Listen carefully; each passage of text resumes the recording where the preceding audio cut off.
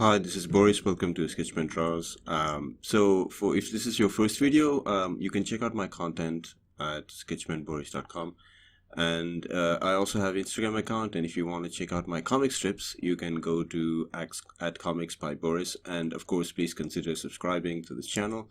Now let's get to the topic at hand, literally. So we're going to talk about hands.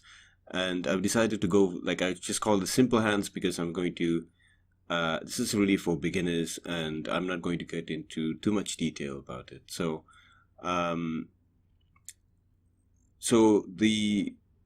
think I've mentioned this in many videos, which is to break down everything and then build back up. So here I'm going to break out with simple shapes, of course. So this will represent the palm area, and I'm going to do it again.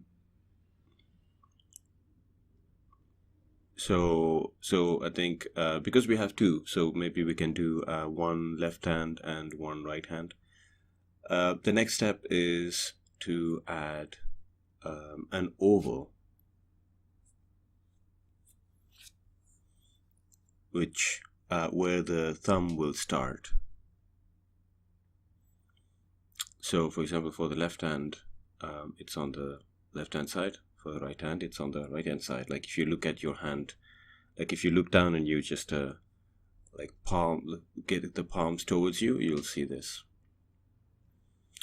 The next step is to, of course, to put the structure for the fingers, right? So I usually start with the thumb, and I do this line that sort of looks like. So again, I always try to make it easy, find equivalents to help you visualize things, because visualizing is easy when you are trying to draw something. So here it's like a tick, when you tick a box.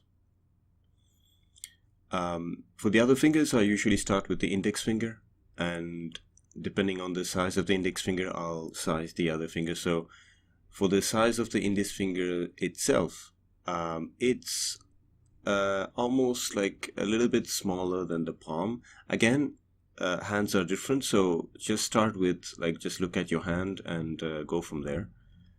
And so after the index finger, I'll draw the middle finger, which is of course the biggest finger, and then somewhere in between the middle finger and the index finger is the ring finger, and of course afterwards the small finger, of course, is the smallest one. So I'm going to do the same thing for the right hand. This is to actually explain that this is very useful in the case if you want to draw from imagination, not only for understanding the structure.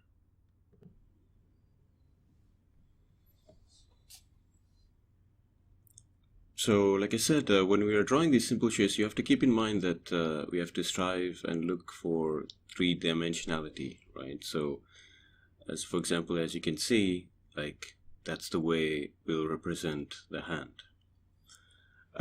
So again, yeah, we are working on understanding the structure, of course, because we want to draw the complete hand. And of course, you can use that to draw the outline. So if you've watched my previous video on how to draw poses, I've used the same technique, which is to come up with simple stick figure structure for the human body that represent the skeleton, and then going over it to capture the pose.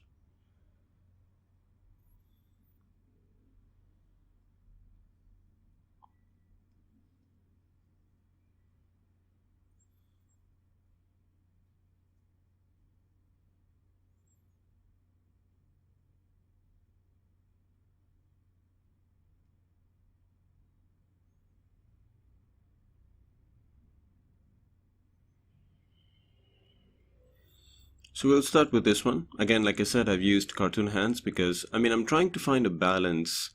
So I'm going to apply that process here. So, and I'm going to leave it in real time so that you can also draw along.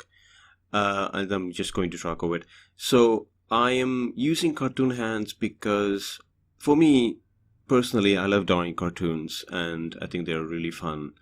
And here, for example, this one, the palm is slightly turned to our left hand side, so you have to keep that in mind.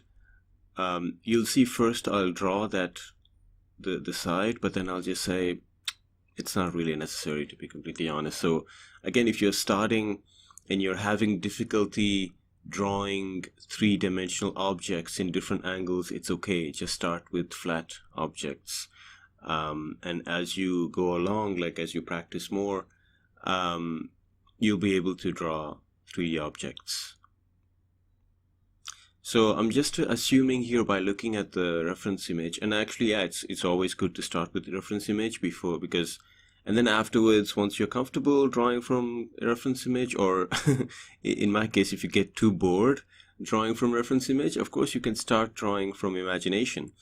And, you're, so for me, drawing is almost, it's like taking notes, right? Like, I mean, like letters are also sort of marks that we make, so drawings. So what I'm saying is that each time you draw, each time you practice, your brain takes notes, and when you're trying, and that's how you develop your imagination. Imagination is not trying to draw from nothing. Like when you're drawing from imagination, you're actually drawing from like something that you have in your memory, right? Like, I mean, so the more you practice and the more you build that visual memory, it will benefit you, especially if you're, trying to, and it doesn't have to be like, for example, I love sketching people outside, and, people are always moving, right? Like, so, I mean, unless you have, or you go to a live drawing session, like people are always moving. And sometimes you have to know what, like, for example, if you want to,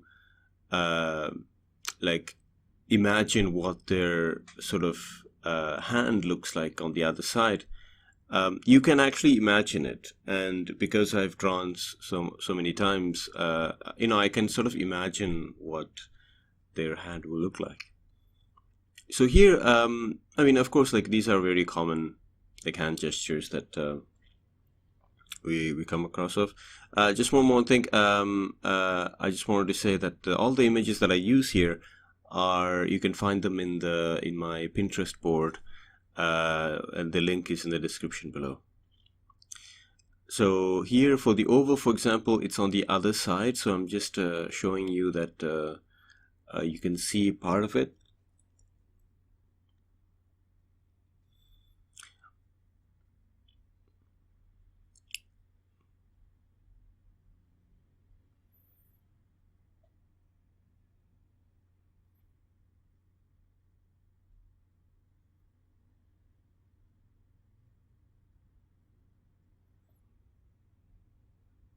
So especially if you're starting, if you're a beginner, I know it's we always compare ourselves. I mean, I think whether you are a professional or a beginner, but it's okay to compare yourself, but don't let it stop you.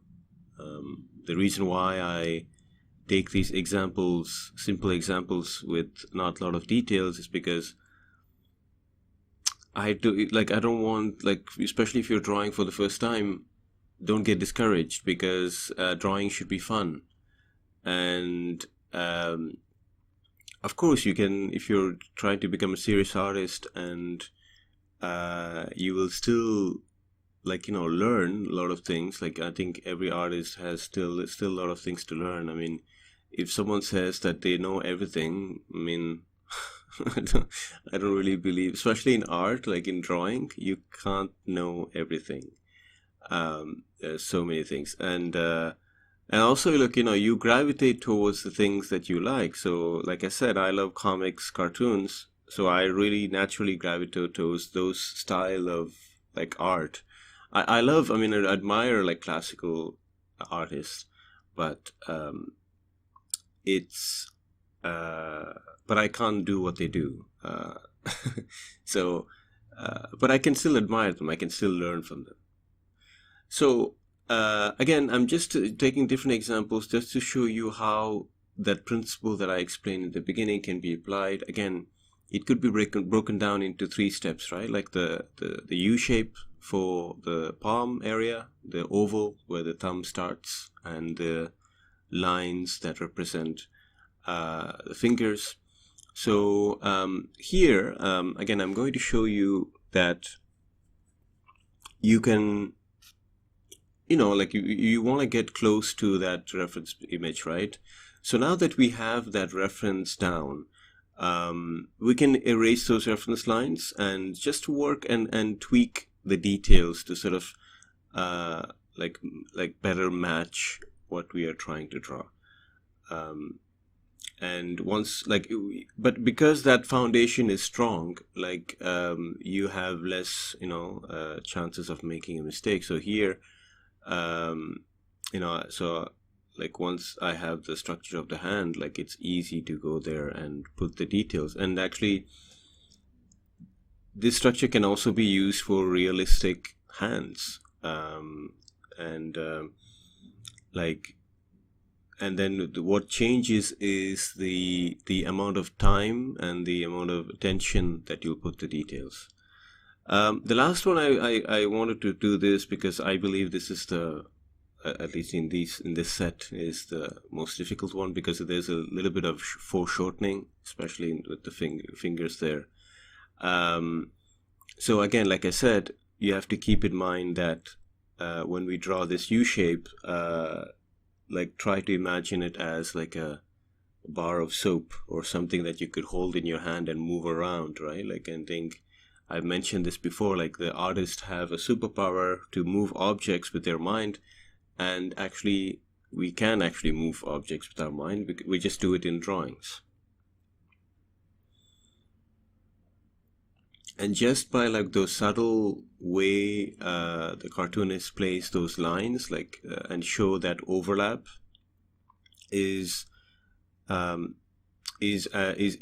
simpler way of showing three-dimensionality, to show depth, and to show, of course, foreshortening. So I think I'll try to do a video on foreshortening, because I think that's one of the topics, that's one of the things I love drawing, and I think that's also one of the things that I think people have difficulty visualizing. So I'll try to figure out how I can make a tutorial on that. And by the way, if you're listening to this, this is based on tutorials that I give every Sunday online. So the link to my meetup group is in the description also, so you can go check that out. And what I do is I teach Sunday a different topic, and then I post the video on my YouTube channel, where you can watch and rewatch and practice again. So this is, as you can see, it's quite close to the reference picture. So I just wanted to thank you for watching so far, and please consider subscribing, sharing, and I hope you liked it. And this is Boris for Sketchman Draws, signing off.